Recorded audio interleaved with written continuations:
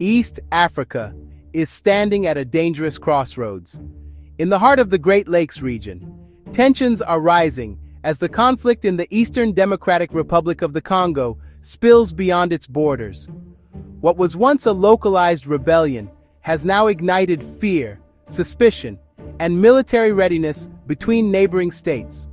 Burundi and Rwanda, two countries with a long and fragile history, are now locked in a tense standoff, with accusations, troop movements, and diplomatic warnings suggesting that the region may be closer to war than many realize.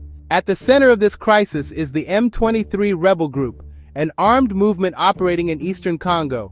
Once dormant, M23 has re-emerged with alarming speed and effectiveness, seizing key cities and strategic territory throughout North and South Kivu. One of its most consequential advances has been the capture of Uvira, a major city on Lake Tanganyika located dangerously close to Burundi's border. This development has fundamentally altered the regional balance, bringing the conflict to Burundi's doorstep and raising fears that the fighting could spill directly into neighboring states. The Congolese government and multiple international actors accuse Rwanda of backing M23 with weapons, intelligence, and troops, allegations that Rwanda strongly denies. Kigali insists its actions are defensive, claiming it must protect itself from hostile militias operating out of Congolese territory. Yet reports suggest that Rwanda is not acting alone. The country has received backing, directly or indirectly, from powerful international players, including France, China, and other Western powers, providing strategic, economic, and diplomatic support.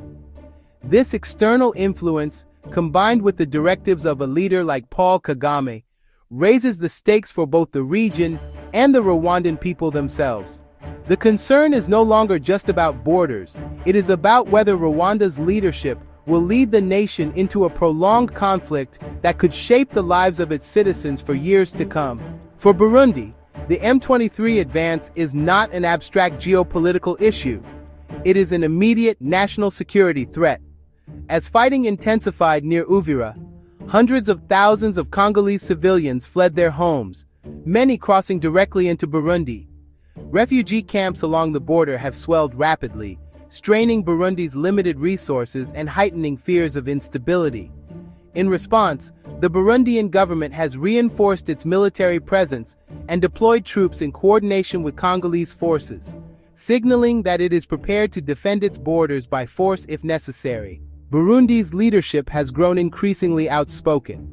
President Evariste Ndayishimiye has accused Rwanda of destabilizing the region and warned that Burundi will not hesitate to protect its sovereignty. While Burundian officials stop short of declaring war, their statements reflect a growing sense that continued M23 advances and Rwanda's alleged involvement could make direct confrontation unavoidable. The language of restraint is still present, but it is increasingly overshadowed by preparations for the worst.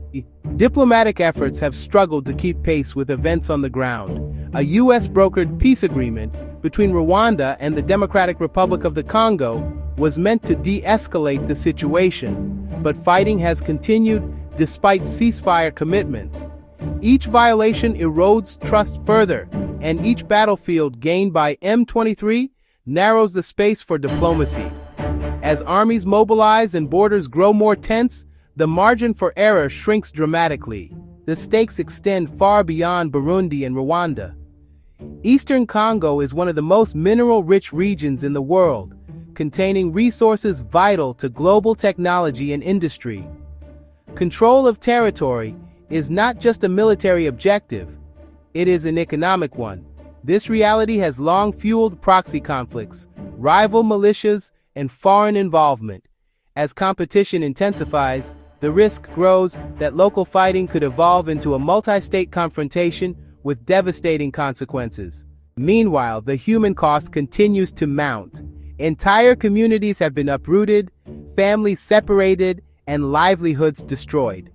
Refugees fleeing violence face shortages of food, water, and medical care, while host communities struggle under the strain. Children are pulled from schools, economies grind to a halt, and trauma spreads far beyond the front lines. These are the silent consequences of escalation, consequences that rarely make headlines but shape the future of the region. As the situation stands, the Great Lakes region is balanced on a knife's edge. Burundi and Rwanda are not yet at war, but the warning signs are unmistakable. Rwanda, with international backing and a leadership guided by Kagame, risks being drawn into a conflict that could scar its people for years. All it may take is a single miscalculation, an accidental clash, a misunderstood order, a stray shell, to trigger a chain reaction that no one can easily stop. The pressing question is whether Kagame will choose a path of coexistence and peace with his neighbors, or whether ambition, arrogance, and the thirst for conquest could drive him toward a fate echoing history's darkest lessons. The world is watching, but watching alone may not be enough. Without urgent diplomatic engagement, restraint, and accountability, the conflict in eastern Congo risks igniting a broader regional war that could reshape East Africa for generations. The choice now lies between escalation and peace. The danger is real, the moment is critical, and the consequences of failure would be catastrophic. If you found this video informative, please don't hesitate to like, comment, share, and subscribe to RetroPic.